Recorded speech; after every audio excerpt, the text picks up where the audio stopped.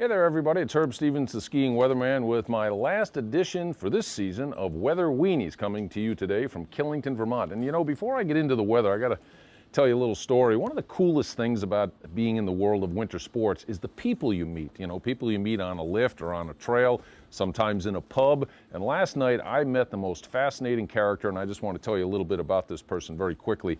His name is Wilhelm Herzog, and he is from Heidelberg, Germany. And this gentleman's in his mid-60s, and he told me stories last night that just made me so grateful to be an American and have the easy life that I do.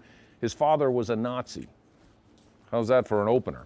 He lived about 3 or 4 minutes from the East German, West German border as a little boy, and he told me stories about how he and his friends would ride their bicycles right up to the border, and there'd be guys with submachine guns there to make sure they didn't go any further. And I can't even conceive of living a life like that, and yet that sort of hatred and war and division of his country was part of his life until the time that the Berlin Wall fell in the late 80s. And he told me of the emotions when the wall fell. And he's here visiting our country. He's actually at a meeting here at Killington, headed back to Heidelberg before you see this. So Wilhelm, this is for you.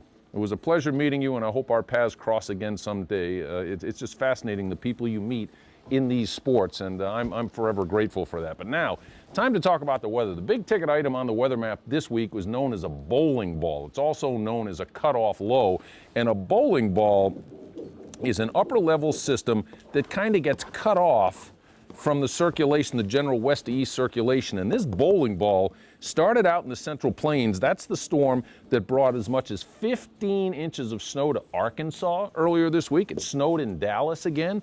Several inches of snow fell in Oklahoma City, and the thing's just plodding eastward. And that's another feature of these bowling balls. They're very slow moving systems. And because it's cut off from the circulation to the north, where, by the way, Canada's cold again. It's been warmer than normal for weeks now, but it has gradually turned colder than normal. We discussed that last week. We had a developing ridge in Western Canada that tapped into Siberian air and brought it down across Canada and actually has recharged the cold. And that's going to play a role in the weather in the eastern United States in the short term. But this bowling ball just kept plodding along, as I said. And by the time you see this, the thing will finally be up in the Maritimes. But because it's cut off from the cold, the only cold air associated with it is right in the core of the circulation.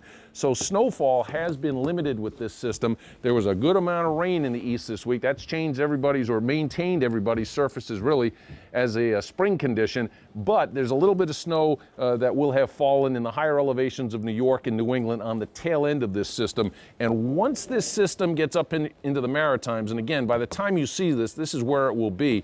It's going to tap into some of this cold air in eastern Canada.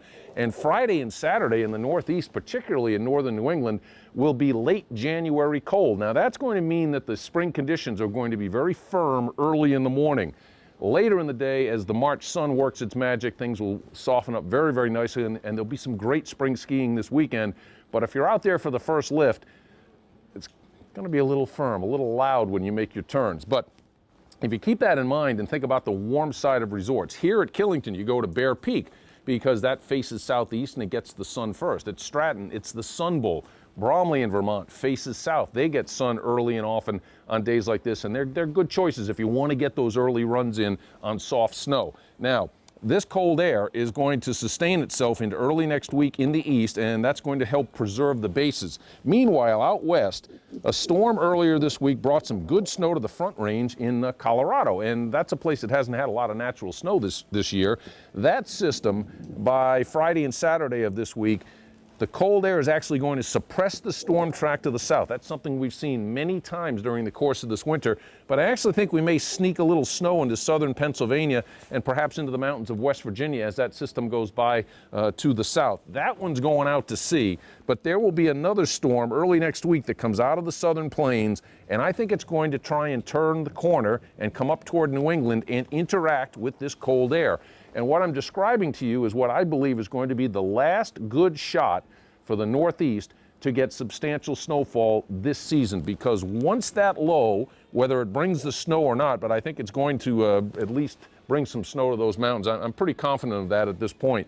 Once that goes into the Maritimes, and now we're talking about right around April 1st, April 2nd, it's going to lift the cold air out with it, And we're going to end up with, believe it or not, a trough in the west and a developing ridge in the east. And that will bring mild air into the east, colder air, but not exceptionally cold into the west. And that's going to allow for some mountain snows in early April out west. So that's going to help sustain their seasons. Colorado's actually picked up several substantial snowfalls in the last 2 to 3 weeks in places like Arapahoe Basin, where they couldn't get to full operation to save their lives until late February. They're in really good shape right now. And I think the packed powder skiing will be sustained on the higher elevations in the Rockies and all the way up into southern portions of British Columbia and Alberta into April, because they're going to see a little more in the way of snow because of this upper level trough with the ridge developing in the east.